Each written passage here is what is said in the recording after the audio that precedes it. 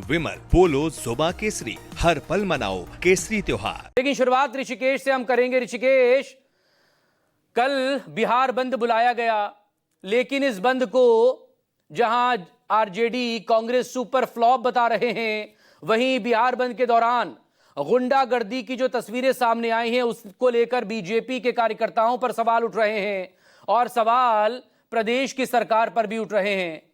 प्रदेश में एनडीए की सरकार, एनडीए की बड़ी राजनीतिक पार्टी ने बंद को बुलाया, लेकिन सरकार ने कोई छुट्टी घोषित नहीं करी। अगर छुट्टी घोषित कर देते तो शायद इतनी फजीहत बीजेपी की नहीं हुई होती या बीजेपी के कार्यकर्ताओं की कि कैसे वो महिलाओं से ही बदसलूकी कर रहे हैं, बुजुर्गों के साथ बदतमीजी कर रहे हैं और एम्बुलेंस को रोका जा रहा है।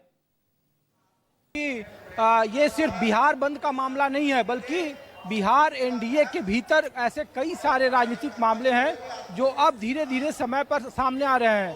दरअसल देखिए, बिहार बंद को लेकर जो आरोप और प्रत्यारोप कहे जा रहे हैं कि ये सुपर फ्लॉप रहा, ये जिस तरीके से मां के जरिए सियासत की गई उसमें बहुत ज़्यादा आम लोगों का साथ नहीं मिला। लेकिन इससे कहीं आगे, अब चूंकि चुनाव है तो एनडीए के भीतर सब कुछ ठीक नहीं है, ऑल इज वेल नहीं है, ये भी बातें सामने निकल कर आ रही है। इसीलिए देखिए कि जब बीजेपी की कोर कमेटी की बैठक दिल्ली में अब से 48 घंटे पहले हुई, तो वहाँ जो चर्चा हुई, जो सूत्रों ने जानकारी दो संकेत दिया, उसमें बीजेपी के कई सारे नेताओं ने कहा कि जो 2024 का लोकसभा चुनाव था उसमें जिस तरीके से संविधान को एक बड़ा मुद्दा बनाया गया, उसी तरीके के बिहार में एक बड़ा एसआईआर का मुद्दा बनाया गया है और अगर इस पे ध्यान नहीं दिया गया, नहीं रखा गया तो एनडीए को बड़ा नुकसान हो सकता है। दूसरा, बीजेपी में जो जेडीयू के साथ चुनाव लड़ने को लेकर या एनडीए में का क्या फार्मूला हो कैंपेन का लेकर, स्ट्रैटेजी को लेकर, उसमें भी दो तरह के गुट दिखे भारतीय जनता पार्टी के भीतर ही।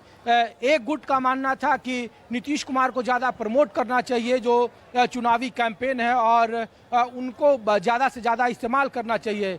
दूसरी तरफ जो इसी कोर कमेटी का जो दूसरा तबका था, जिसमें दिल्ली में इस बात पर सबसे ज़्यादा फोकस किया गया कि नीतीश कुमार पर ज़्यादा डिपेंडेंट रहना या नीतीश कुमार का ज़्यादा प्रचार के तौर पर सामने रखना उन्हें नुकसानदेह होगा, क्योंकि नीतीश कुमार की ज़मीन पर वो अभी स्थिति नहीं रही जो आज से 10 साल पहले या 5 साल पहले हुआ करती थी। तो इसीलिए सोच समझकर आगे बढ़ना चाहिए।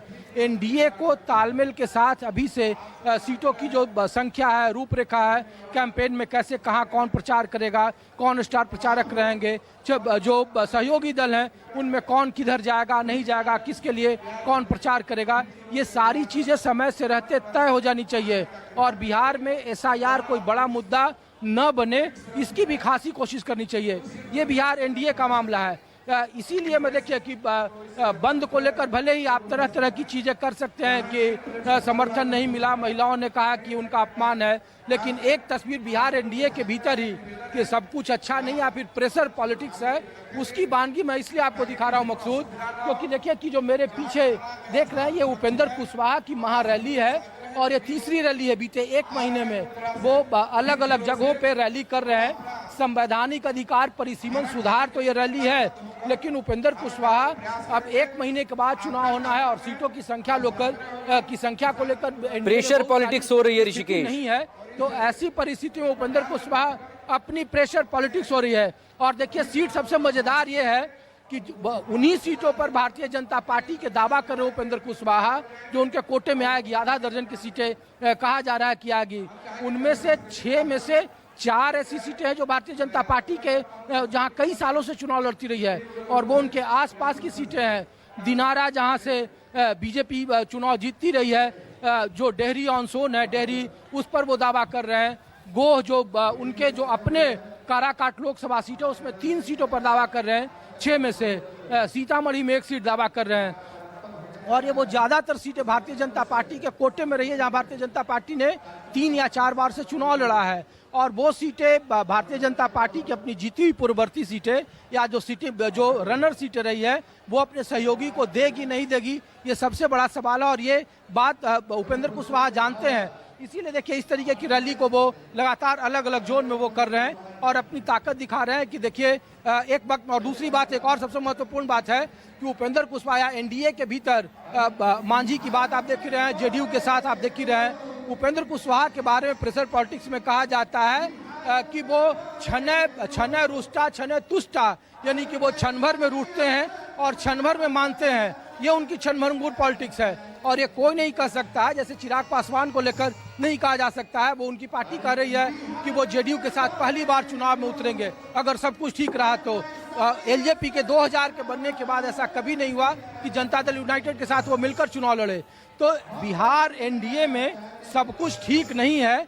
और जो बात आप बिहार बंद के आगे की बात जो है, जो अब आने वाले वक्त में दिखेगा, उसमें प्रेशर पॉलिटिक्स है, उसमें उपेंद्र कुशवाहा है, चिराग पासवान है। जनता दल यूनाइटेड की सीटों की संख्या देख ही रहे हैं कि बड़े भाई और छोटे भाई को लेकर कई तरह के सवाल उठाए जा रहे हैं। तो ये जो मिलर मैदान की जो रैली है वो इस बात का संकेत कर रही है कि बिहार बंद भले ही असफल या सफल हो या न हो, लेकिन प्रेशर पॉलिटिक्स बिहार एनडीए में उतना ही है जितना इंडिया गठबंधन के भीतर में है। इंडिया गठबंधन का शोर ज्यादा है, एनडीए के भीतर का शोर बाहर नहीं दिखाई दे रहा है, लेकिन जमीन पर उसका शोर और उसका जो टसन है, द्वंद्व है, वो काफी ज्यादा है।